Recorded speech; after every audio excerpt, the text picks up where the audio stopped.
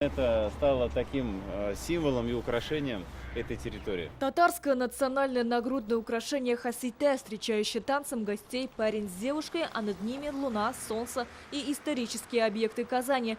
Так теперь выглядит фасад 7-го дома по улице Татарстан. Это входные ворота в Старо-Татарскую слободу. Здесь на самом деле находятся такие драгоценности в этом месте. И вот все самое драгоценное у женщины находилось на ее женском украшении хасите. И вот заявка получила такую идею, и она была очень прям воспринята хорошо комиссией, жюри, и поэтому она и заняла, собственно говоря, первое место. Обновление Старо-Татарской слободы шло весь прошлый год. Работы велись от улицы Тази-Гизата до площади Вахитова. По национальному проекту «Туризм и индустрия гостеприимства» было выделено 202 миллиона рублей. 11 объектов культурного наследия теперь оснащены подсветкой. Это мечеть Марджани, Апанаевская мадресе, дом Каюма Насыри и другие. Установлено более 160 малых архитектурных форм. Скамейки, урны, столы и стулья заменены опоры освещения.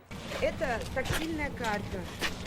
Получается, здесь для тех людей, которые слабо видят или вообще не видят, да, то есть есть возможность потрогать и понимать архитектуру зданий, которые здесь расположены. Площадь проектируемой территории слободы составила 100 гектаров. Пространство разделено на 3 части – промышленная, культурная зоны и Забулачье. Сейчас на территории Старо-Татарской слободы туристы в среднем проводят порядка 30-40 минут. И, конечно, для нас очень важно, чтобы их продолжительность пребывания увеличивалась. Наша задача где-то, чтобы турист находился порядка 5-7 часов на территории Старо-Татарской слободы. Он может заходить в кафе сувенирные, он может сидеть на лавочках, он может читать интересные факты на наших современных информационных стендах. За год Старо-Татарскую слободу посещает около 3 миллионов туристов. Для увеличения времени их пребывания по всей территории расположили 46 элементов для ориентирования гостей.